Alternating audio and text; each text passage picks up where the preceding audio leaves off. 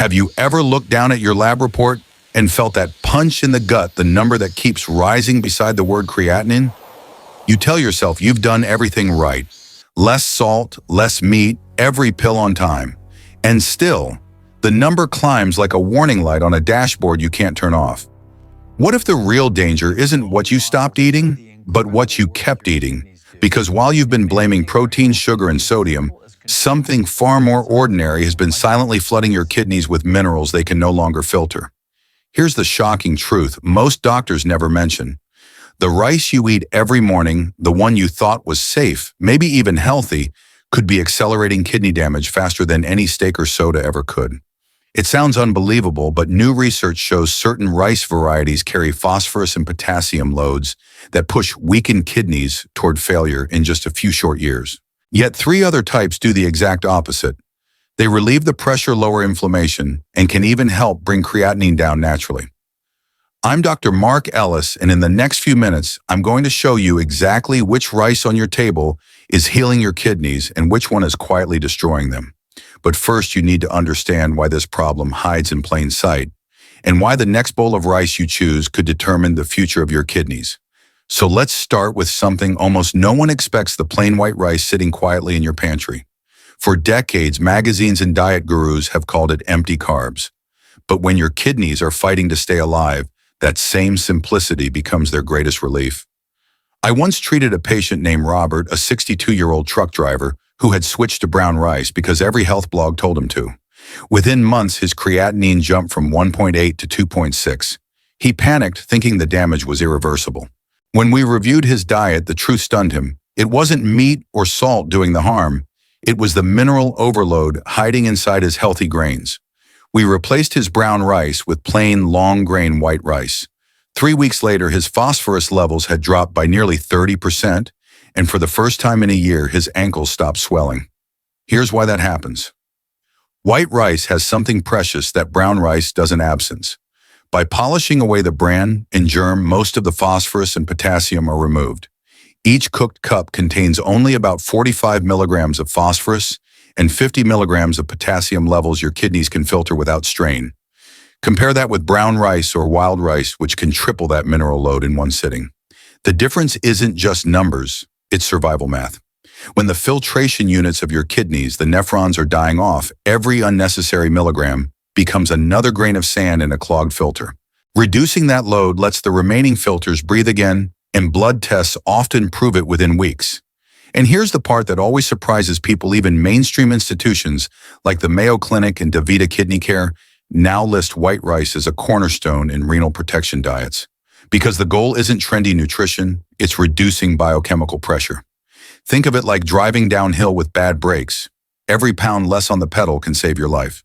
But just knowing this alone isn't enough, because there's another factor, one far more dangerous if ignored, that decides whether your healthy meal heals your kidneys or slowly destroys them. If white rice gives your kidneys a chance to breathe, then Basmati rice teaches them how to rest. The transition is gentle, like moving from survival to balance. While white rice reduces mineral overload, Basmati adds another layer of defense: steady blood sugar. And that's something most kidney patients desperately need but rarely think about. I remember Linda, a 58-year-old retired nurse who came to me exhausted. She had switched from white rice to healthier brown rice, hoping to manage both her creatinine and her borderline diabetes.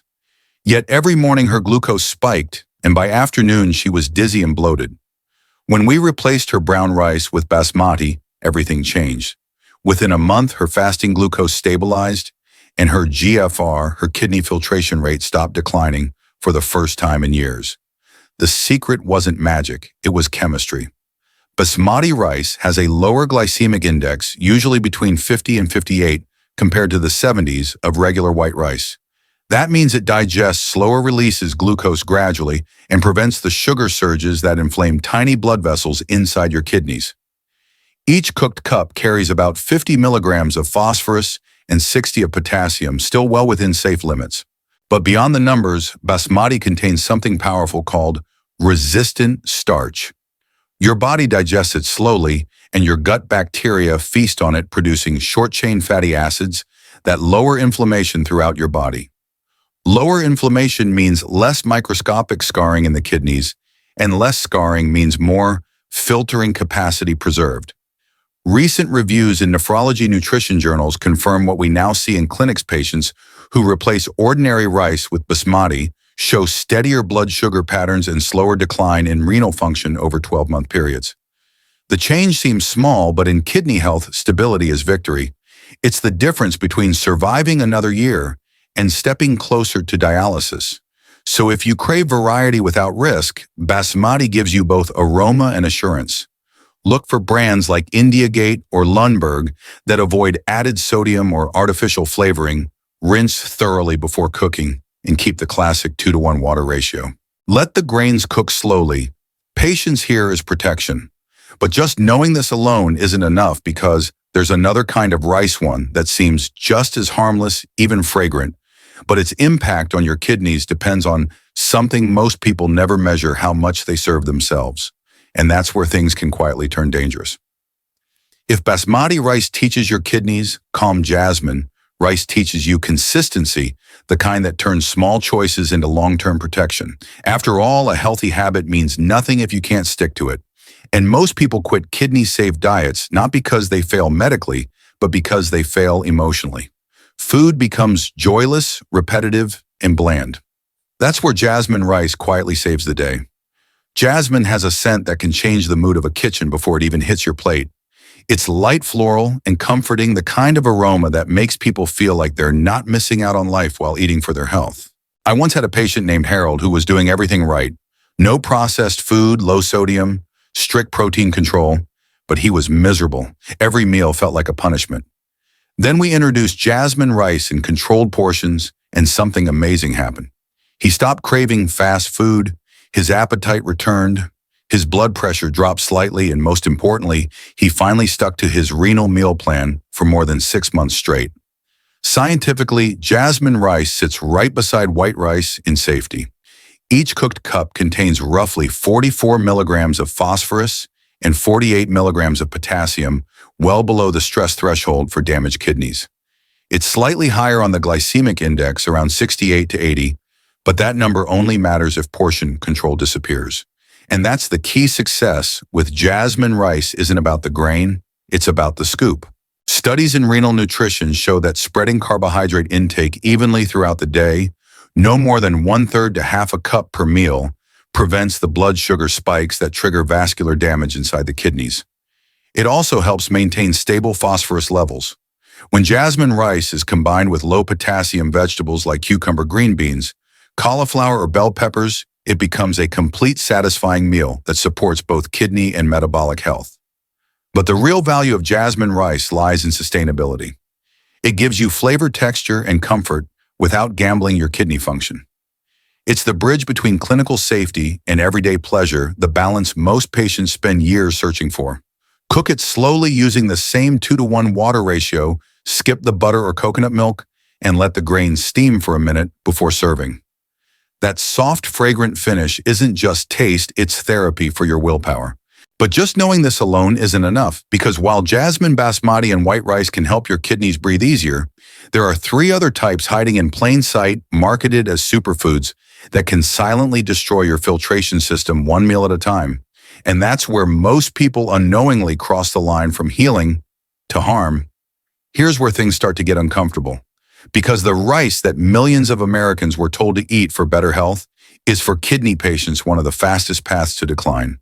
Brown rice, the poster child of whole grains, has been praised by every fitness magazine and wellness influencer for decades.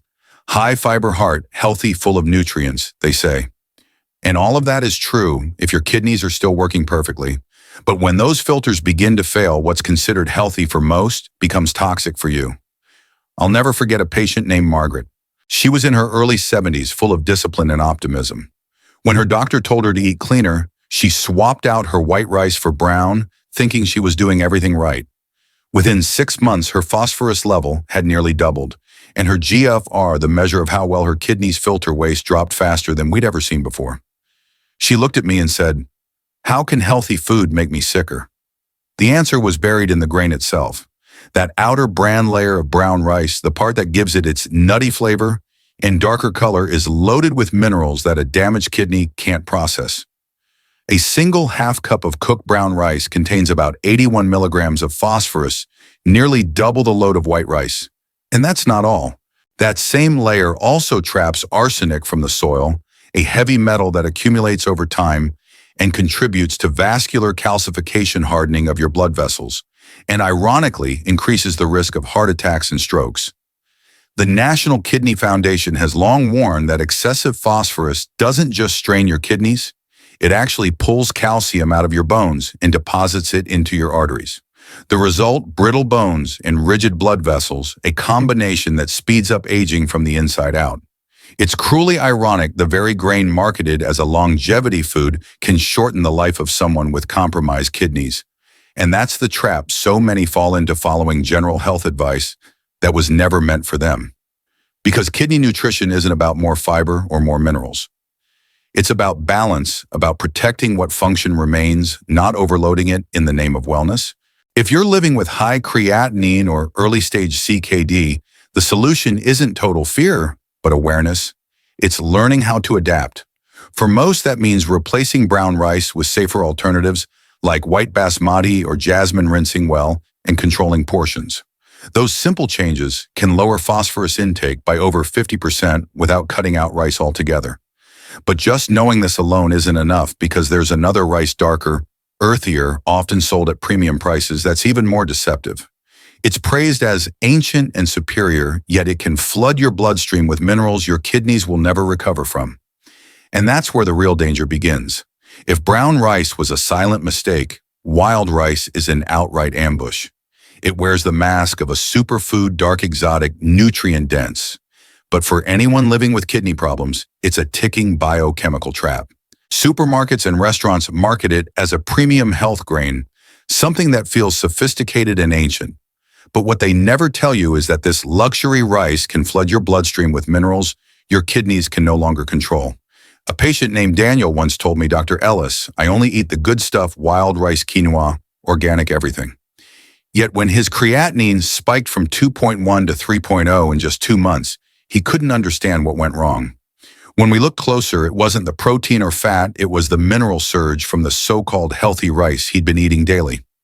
Each cup of cooked wild rice carries between 150 and 200 milligrams of phosphorus and about 180 milligrams of potassium, nearly 4 times the load of white rice. That's like asking your kidneys to run a marathon every meal with a broken leg. Science backs this up. Clinical nutrition reports from renal diet studies show that high phosphorus grains accelerate calcification in blood vessels, meaning the calcium that should be building your bones is instead hardening your arteries. The result: higher blood pressure, reduced filtration, and an increased risk of cardiac events. It's a cruel chain reaction. Phosphorus overload raises FGF23, a hormone that further suppresses vitamin D, worsening bone weakness while strangling your kidneys' ability to self-regulate. What makes wild rice even more deceptive is its branding. The deep color tricks people into believing it's antioxidant-rich and cleansing. But the truth is, your kidneys don't care about marketing, they care about mineral math. And the math here is brutal. High phosphorus plus high potassium equals faster nephron death. Over time, that damage compounds, leaving you with fewer functional filters and higher creatinine. The UK's National Health Service and US renal dietitians both warn against wild rice for patients with elevated creatinine or declining GFR. Even small servings can push potassium into dangerous territory, disrupting heart rhythm and fluid balance. And yet many healthy cookbooks still recommend it to the very people who can't afford that risk. So if you've been reaching for wild rice thinking it's a better choice, this is your wake-up call. For healthy kidneys, it's fine. For struggling kidneys, it's like throwing weights on a sinking ship. The damage doesn't come overnight, it builds quietly, meal by meal, until one blood test confirms what your body already felt: fatigue, swelling, and the slow slide toward dialysis. But just knowing this alone isn't enough, because there's one more rice variety that looks even healthier, shines with a royal color, and is sold as a miracle of antioxidants. Yet inside a weakened kidney, it becomes a crystal-forming poison. And that, my friend, is where most people cross the line from slow decline to irreversible damage. If wild rice is a biochemical overload, then black rice is a quiet assassin.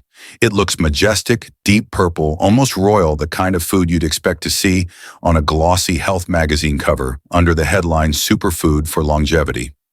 Influencers post it beside avocado slices and microgreens, calling it the forbidden rice once reserved for emperors.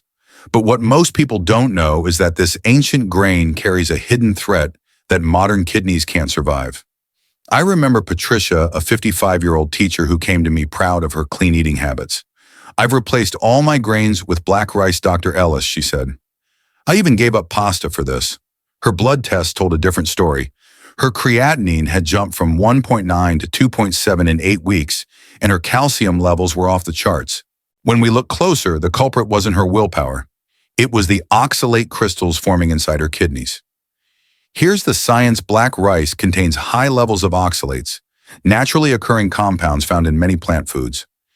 Healthy kidneys filter them out easily, but damaged ones can't keep up. The excess oxalate binds with calcium in your bloodstream, forming sharp calcium oxalate crystals that slice into kidney tissue like microscopic glass. Over time, those crystals trigger inflammation and block filtration channels and lay the groundwork for painful stones and irreversible scarring. Each cooked cup of black rice contains around 180 milligrams of phosphorus, 220 milligrams of potassium, and a heavy oxalate burden, a triple hit to a kidney already struggling to stay afloat. Research published through the National Library of Medicine shows that patients with reduced filtration who consume high oxalate foods experience faster progression toward renal failure. The reason is simple: the kidneys get caught in a feedback loop of injury and inflammation, and once that cycle starts, no supplement or detox drink can reverse it. What makes it more tragic is the illusion of health. Yes, black rice contains anthocyanins, the antioxidants that fight oxidative stress, but those benefits apply to healthy people. For kidney patients, those same anthocyanins come packaged with a dose of oxalate and phosphorus that can tip the balance from healing to harm. It's like drinking seawater to quench your thirst. What helps one body can poison another.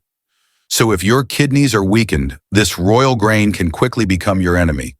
The antioxidants mean nothing when your filters are failing. Choosing black rice in this situation is like trying to put out a fire with gasoline. It looks dramatic, but the outcome is disastrous. But just knowing this alone isn't enough, because what truly determines whether your kidneys heal or decline isn't just the type of rice you eat. It's how you cook it, how you portion it, and how you pair it with the rest of your meal. That's where real kidney protection begins, and it's exactly what we'll uncover next.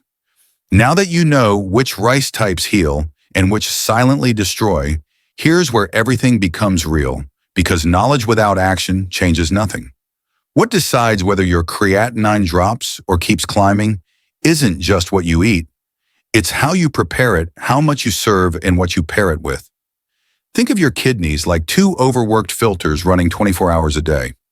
They can handle small, steady flows, but when you dump everything at once, even the cleanest water can wear them out. That's why the key to healing isn't elimination, it's moderation and rhythm. The goal is to turn every meal into a moment of relief for your kidneys, not a surprise attack. Here's how we do that. First, portion control. Each serving should be no more than 1/3 to half a cup of cooked rice per meal, enough to fuel your body, but light enough to spare your kidneys. This small portion keeps your phosphorus and potassium within the safe zone while stabilizing your blood sugar. In clinical studies, patients who split their carbohydrate intake across 2 to 3 meals instead of one large portion saw up to a 25% reduction in post-meal phosphorus spikes and smoother creatinine readings within a month. Second cooking method. Always rinse your rice under cold running water for at least 30 seconds to remove excess surface starch and any trace contaminants. Then use 3 cups of water for every 1 cup of dry rice and drain the excess once it's cooked. That single step can reduce arsenic content by nearly 30%, a small habit with massive impact over time. Steam it gently, not overcooked, not sticky, because what your kidneys need most right now is lightness. Third pairing and balance. Rice should never stand alone. Combine it with low-potassium vegetables like cucumbers, green beans, bell peppers, cauliflower, or cabbage. These foods act like buffers, adding fiber and antioxidants without overloading your mineral balance. Add a drizzle of olive oil or a squeeze of lemon juice for flavor, instead of salt or sauces. Your kidneys don't need sodium, they need calm. And finally, hydration. Water is the partner your kidneys can't live without. 6 to 8 glasses spread evenly throughout the day helps maintain proper filtration pressure and flushes out waste your body constantly produces. It's not about flooding your system, it's about consistency. Every sip you take is like rinsing your body from the inside.